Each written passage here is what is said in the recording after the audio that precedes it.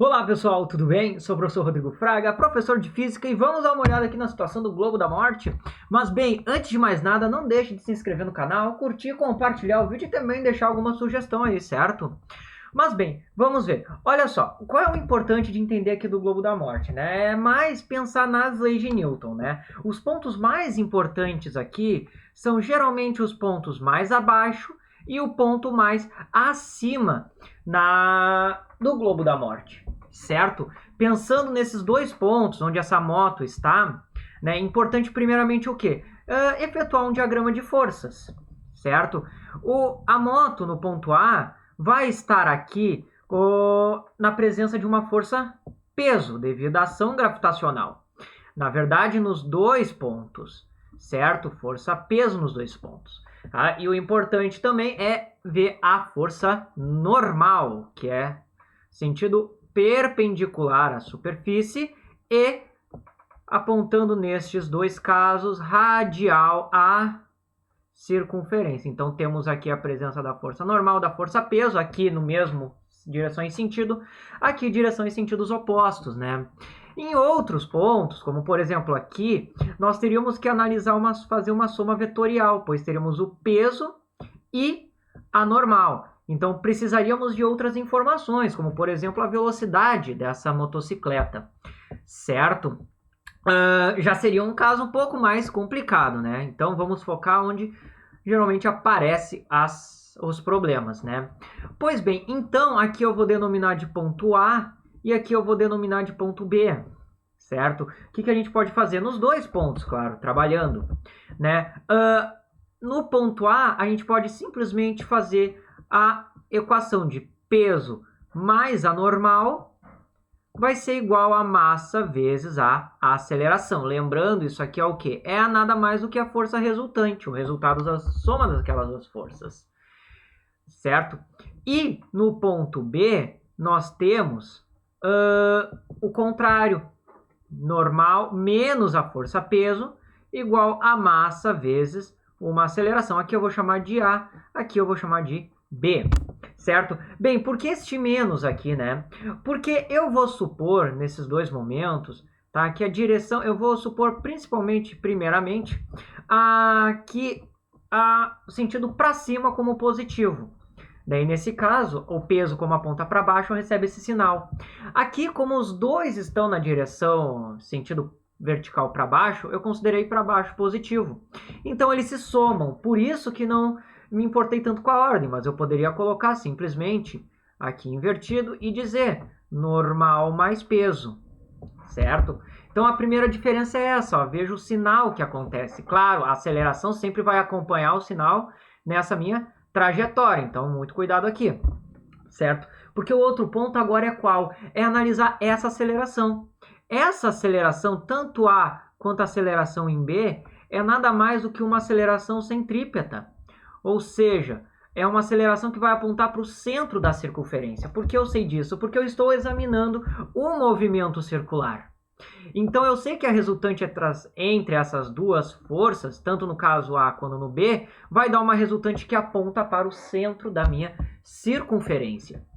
E a aceleração centrípeta, vale lembrar que é o produto da massa vezes o quadrado... Opa, aceleração centrípeta não. É a velocidade ao quadrado divididos pelo raio. Neste caso aqui, R, o raio, né? Então eu poderia muito bem substituir nessas duas expressões.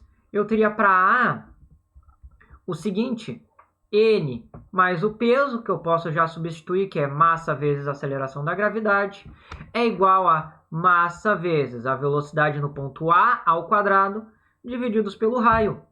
E enquanto no ponto B, veja só, normal menos massa vezes aceleração gravitacional, dando igual a massa vezes...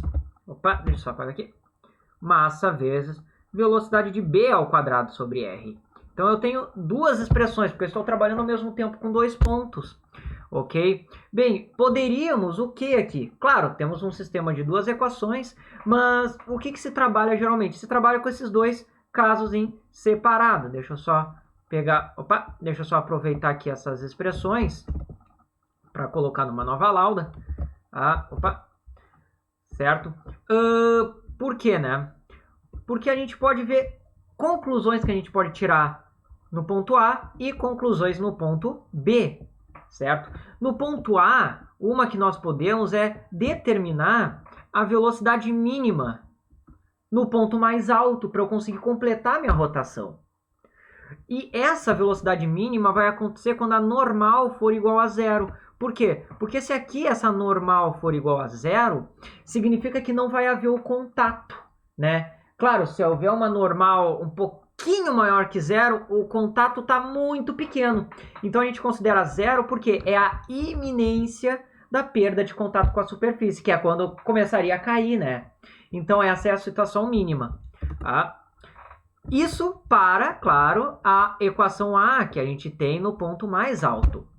Que neste caso, o que nós teríamos? Olha só, normal sendo zero, teremos mg igual a mva ao quadrado sobre r, podendo cancelar m dos dois lados, né?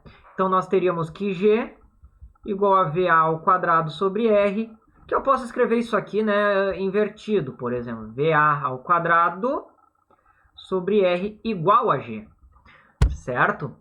Bem, com isso nós conseguimos, né, determinar o quê? A velocidade mínima no ponto A, onde a velocidade mínima no ponto A vai ser o quê? GR, pois eu peguei este R e passei multiplicando e fazendo uma raiz para justamente retirar essa potência.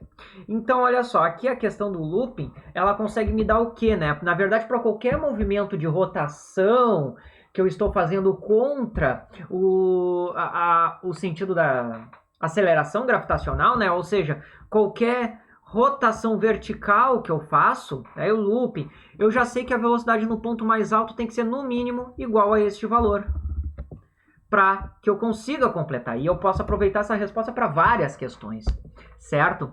Agora, eu posso pensar no seguinte: como é que se comporta no ponto B, por exemplo? Claro, no ponto B eu já posso ter o quê? Eu posso ter calcular normal naquele ponto, certo? Que é uma outra conclusão que eu posso tirar.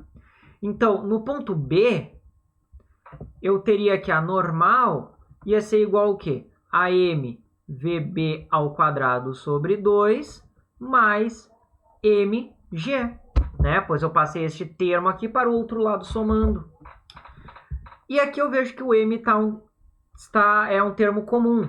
Então, teríamos m, em evidência, v de b ao quadrado sobre 2. Sobre nós, não, peço desculpa, é sobre r, né? Que é o raio, certo? A mvb ao quadrado sobre 2 é energia cinética, confundi os conteúdos. Sobre r, mais g. O que acontece aqui? Ó? Veja que, numa situação onde não há rotação, teríamos a força-peso e a normal se equilibrando, né? Ou seja, normal seria mg. Mas agora, por conta da rotação, nós temos um incremento a mais que se refere ao quê? Ao incremento devido a movimento rotacional, né? Isso aqui, ó, é o incremento centrípeta da coisa, tá? E aí, por esta razão que, por exemplo, quando a gente desce uma lomba que vai logo subir em sequência, vai fazer assim, né? Por exemplo, vai descer uma região que contém uma depressão, tem essa sensação de que tem um aumento no peso. Por quê? Porque a normal simplesmente acaba tendo esse aumento aqui e a gente acaba sentindo, certo? Então, é uma conclusão muito interessante que se tem aqui, certo? Claro, aqui também poderia utilizar, né, a conservação de energia no ponto mais alto e no ponto mais baixo, né, dependendo da situação do raio, que é de 2 raios, para determinar, por exemplo, uma relação entre a velocidade no ponto mais alto e no ponto mais baixo. Só que, claro, nós teríamos que ter o valor de uma dessas velocidades, por exemplo, certo? Ou a situação da normal. Claro, dá para fazer outras manipulações aqui, que já tornaria o problema mais complexo, que não é daí o foco desse vídeo aqui, né? Isso aí pode ser um foco para um próximo vídeo, que a gente pode pegar e estudar mais situações que envolvam aqui o que mais pode aparecer, certo? Mas aqui o primeiro ponto importante é ver justamente essa questão nos pontos mais altos e mais baixos, para justamente fazer um diagrama de corpo livre e conseguir tirar equações daí, certo? Bem, pessoal, o vídeo foi esse. Espero que isso tenha ajudado vocês de alguma forma. Dúvidas, sugestões, podem colocar nos comentários e também não deixe de se inscrever no canal, curtir, compartilhar o vídeo, certo, pessoal? Desejo então a vocês bons estudos e até a próxima!